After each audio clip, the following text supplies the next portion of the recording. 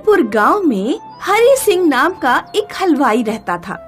हरि सिंह के पास एक खूब मोटी ताजी गाय थी जो एक दिन में 50 लीटर दूध देती थी। हरि सिंह अपनी गाय के दूध से देसी घी बनाता था और फिर शुद्ध देसी घी से मिठाइयाँ बनाता। शुद्धता के कारण गांव के लोग हरि सिंह की दुकान से ही मिठाइयाँ खरीदते थे। बाकी हलवाइयों की मिठाइयाँ बिक ही नहीं पाती थीं। हरि सिंह के ठीक सामने राधे श्याम की दुकान थी। हरि सिंह की दुकान पर इतनी भीड़ और हमारी दुकान पर कोई भटक तक नहीं रहा है। मालिक, मुझे समझ नहीं आता कि सारे लोग हरि सिंह की दुकान पर क्यों जाते हैं। हमारी मिठाइयाँ उनसे कम स्वादिष्ट तो नहीं हैं। सब उसकी गाय के देसी घी के दीवाने हैं। उसकी गाय ना हुई कामधेनु की गाय हो गई। कभी ये बहुत गरीब था लेकिन अपनी गाय की वजह से ये अमीर बन गया। हरि सिंह को शादी बारात में जाना बहुत पसंद था। वो गांव की हर बारात में जाता था। एक दिन हरि सिंह ट्रॉली पर बैठकर बारात में जा रहा था। बारात रास्ते में एक जगह रुकी। हरि सिंह ट्रॉली से उतरकर झाड़ियों में पेशाब करने चला गया। हरि सिंह के पीछे अचानक एक भेड़िया आ गया। हरि सिंह ने आओ देखा ना ताओ, वो डर के मारे झाड़ियों के अंदर भागता चला गया। कई किलोमीटर दौड़ने के बाद ही उसने सांस ली। भेड़िए से तो उसका पीछा छूट गया लेकिन वो रास्ता भटक गया। कुछ समझ नहीं आ रहा है, किधर जाऊं? हरि सिंह जंगल में एक ही जगह चक्कर काटता रहा और रात हो गई। लगता नहीं कि मैं इस जंगल से निकल पाऊंगा। हरि सिंह निराश होकर बैठ गया। तभी उसे कहीं से घंटी बजने की आवाज सुनाई दी। हरि सिंह ने आवाज का पीछा किया। उसने देखा एक बिल्कुल सफेद चमकदार गाय के गले में घंटी बंधी हुई है। ये गाय तो बहुत सुंदर लग रही है। हरि सिंह ने गाय को अपने पास बांध लिया और वो अपने परिवार के बारे में सोचने लगा। काश इस समय मैं अपने घर पर होता। गाय ने घंटी हिलाई और हरि सिंह अचानक अपने घर पहुंच गया। ये कैसे हो गया? इतने दिनों से तुम कहाँ गायब थे? जरूर तुम पड़ोस वाली विमला के साथ भाग गए थे। वो भी कई दिनों से गांव से गायब है। नहीं, मैं लाला चौधरी के लड़के की बारात में गया था और जंगल में भटक गया था। ये देखो, जंगल में मुझे क्या मिला। क्या कभी तुमने इतनी सुंदर और चमकदार गाय देखी है? ये तो साक्षात कामधेनु लग रही है। कामधेनु? हाँ, कामधेनु वो गाय होती है जिससे कोई भी चीज मांगो तो मिल जाती है। वेद और पुराणों में इसका जिक्र है। कहीं मैं इस गाय की वजह से ही तो जंगल से अचानक घर नहीं पहुंच गया। अगर ये कामधेनु है तो अभी पता लग जाएगा। हे गाय माता, मुझे गर्मा गर्म रबड़ी खाने को दो। गाय ने घंटी हिलाई और पलक झपकते ही हरि सिंह के हाथों में रबड़ी का मटका आ गया। तुम्हारी बात सच है, ये वास्तव में कामधेनु गाय है। कामधेनु गाय पाकर हरि सिंह की खुशी का ठिकाना नहीं रहा। अब उसे मिठाइयाँ तैयार करने की जरूरत नहीं पड़ती थी। वो सीधे गाय से मिठाइयाँ मांग लेता और दुकान पर रख देता। हरि सिंह ने गाय से बड़ा घर और जमीन भी मांग ली। उसने धीरे धीरे परिश्रम करना बिल्कुल बंद कर दिया। दुकान पर नौकर से काम करवाता और जिस चीज की जरूरत पड़ती कामधेनु गाय से मांग लेता। एक दिन हरि सिंह की पत्नी उससे बोली, इस तरह बिना परिश्रम किए सुविधा लेते रहना ठीक नहीं। ईश्वर ने हमें कामधेनु गाय इसलिए नहीं दी होगी कि हम बिल्कुल नाकारा और निकम्मे हो जाएं। तुम्हें परिश्रम करना है तो करो। कामधेनु गाय के होते भला मैं परिश्रम क्यों करूं? हरि सिंह ने अपनी पुरानी गाय का ख्याल रखना बिल्कुल छोड़ दिया था। उसका ख्याल न रखने के कारण वो गाय कमजोर पड़ने लगी। एक दिन राधे श्याम हरि सिंह के घर गया और उसने पुरानी गाय खरीदने को कहा। तुम्हें जो पैसे देने हो दे दो, वैसे भी अब पुरानी गाय का कोई काम नहीं है। राधे श्याम ने पुरानी गाय की खूब देखभाल की और उसके घी से मिठाइयाँ बनाकर बेचने लगा। राधे श्याम की कुछ बिक्री शुरू हो गई। उधर हरि सिंह बिना परिश्रम किए सारी सुख सुविधाओं का आनंद ले रहा था। एक दिन अचानक जब हरि सिंह सोकर उठा तो उसने खुद को पुराने घर में पाया। वो बाहर गया। कामधेनु गाय उसके आंगन से गायब थी। रुक्मणी, हमारी गाय कहाँ चली गई और हमारा घर पहले जैसे पुराना कैसे हो गया? मैं भी सुबह से गाय को ही ढूंढ रही हूँ। दुकान की सारी मिठाइयाँ भी गायब हो चुकी हैं। मुझे जिसका डर था वही हुआ।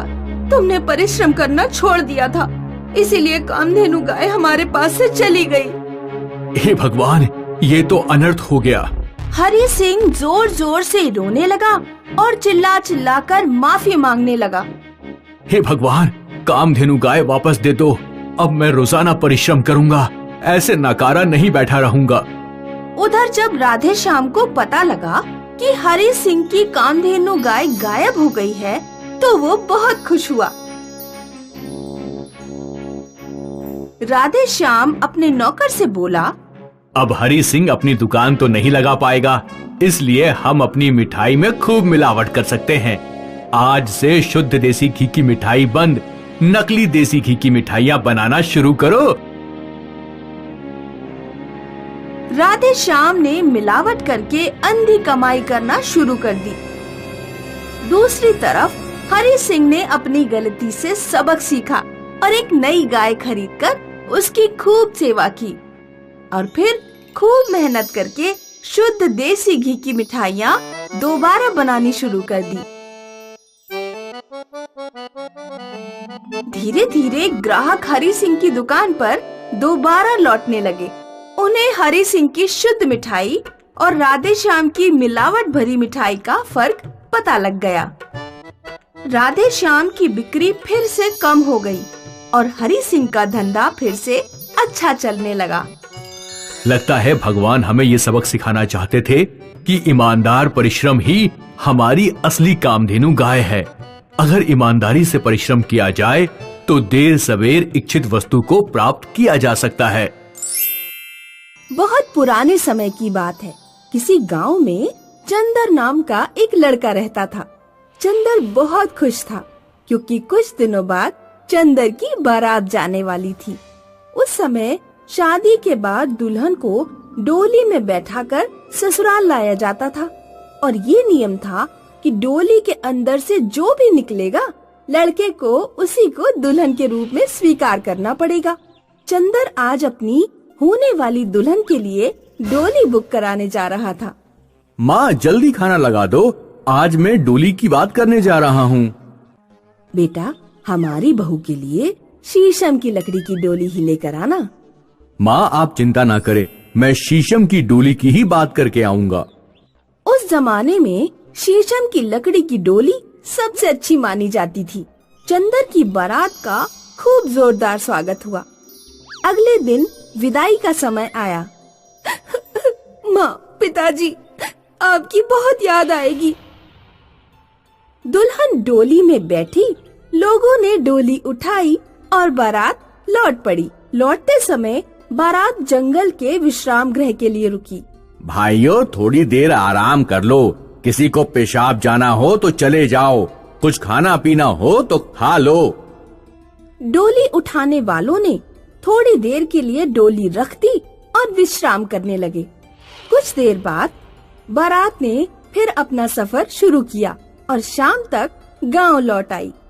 चंदर की माँ और गांव की अन्य औरतें दुल्हन का स्वागत करने के लिए डोली के पास गईं। बहू, बाहर आ जाओ, ससुराल आ गया है। डोली के अंदर से बहू बाहर ही नहीं निकलती। चंदर की माँ दोबारा आवाज लगा देती है, बहू, बाहर आ जाओ। सो गई क्या डोली में? बहू फिर भी बाहर नहीं निकली। गांव वालों की उत्सुकता बढ़ गई। आखिर चंदर की माँ ने खुद डोली का पर्दा हटाया। उसकी आंखें फटी रह गईं। हाय राम, इसमें तो एक भालू है। पूरे गांव में खबर बिजली की तरह फैल गई कि चंदर की डोली से बहू की जगह एक भालूनी निकल आई है। ये कैसे हो सकता है? डोली से दुल्हन कहाँ चली गई? गांव के मुखिया वहां पहुंचते हैं।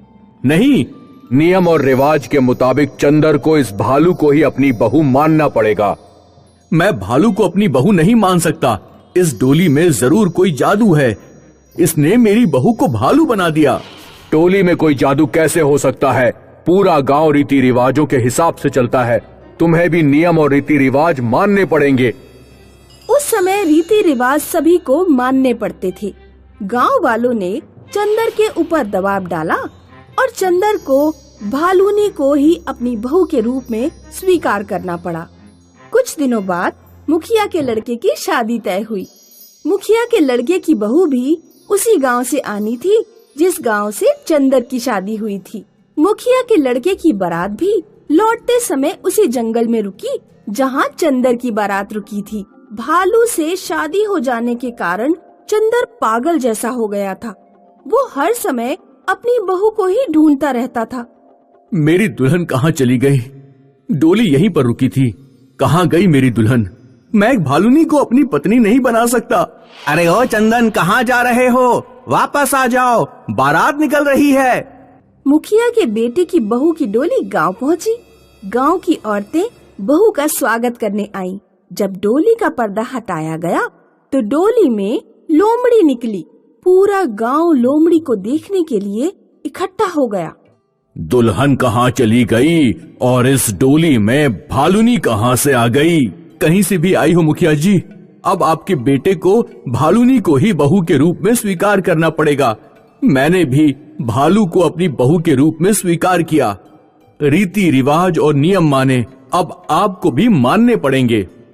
उस बार गांव में जितनी भी शादियां हुई उनमें डोली से दुल्हन गायब हो जाती और डोली के अंदर कोई जानवर निकल आता। आखिर गांव के लोग बहुत परेशान हो गए और उन्होंने ठान लिया कि वो जानकर ही रहेंगे कि आखिर दुल्हन कहाँ गायब हो जाती है। डोली में कोई जादू है या फिर कोई और बात है। एक बार गांव के लोगों ने बारात को लौटाल कर लाने का नाटक किया। उन्होंने डोली में एक आदमी को बिठा दिया और डोली को जंगल में रखकर विश्राम करने लगे। डोली के अंदर बैठे आदमी ने देखा कि नीचे जमीन से कोई डोली का फर्श काट रहा है। वो एक लड़की का हाथ था। आदमी ने हाथ पकड़ लिया और शोर मचा दिया। आ जाओ गांव वालों, दुल्हन चोर पकड़ा गया, जल्दी आओ, वो जमीन के अंदर घुसा हुआ है। गांव के लोग इकट्ठे हो गए और उन्होंने हाथ खींचकर जमीन से एक लड़की को बाहर निकाल लिया। तो तुम ही हो जो हम लोगों की दुल्हन चुरा रही हो। हम समझ रहे थे कि डोली में कोई जादू है। हाँ, मैं ही हूँ। तुम्हारे गांव से मेरी शादी तय हुई थी। धीरज नाम का लड़का याद है? हाँ याद है, वो शादी नहीं हो पाई थी। वो शादी इसीलिए नहीं हो पाई थी क्योंकि मेरे मम्मी पापा धीरज के लिए पर्याप्त दहेज नहीं दे पाए थे। हमने अपना सब कुछ बेचकर पैसों का इंतजाम किया, फिर भी थोड़े से रुपए के लिए धीरज के परिवार ने शादी से मना कर दिया। मैंने उस दिन ठान लिया कि धीरज के गांव में अब किसी लड़के की बहू नहीं पहुंचेगी। मैं दुल्हनों को जमीन के गुप्त रास्ते से अपनी झोपड़ी में ले जाती थी और उनकी जगह कोई जानवर डोली में रख देती थी। तुम लोगों की दुल्हनें मेरे पास हैं। चंदर और मुखिया लड़की से माफी मांगते हैं। तुम पर जो बीती उसके लिए हम सभी गांव वाले बहुत शर्मिंदा हैं। लेकिन तुम चिंता मत करो, मैं धीरज के पिता से बात करूंगा और तुम्हारी शादी हमारे ही गांव में होगी। लेकिन कृपा करके हमारी बहुएं लौटा दो। गांव के जवान लड़के पागल हुए जा रहे हैं। चंदर और गांव के बाकी लड़कों को अपनी दुल्हनें मिल जाती हैं और दुल्हन चोरी करने वाली लड़की की भी धीरज से शादी करा दी जाती है। उस दिन के बाद से गांव वाले खुशी खुशी रहने लगते हैं।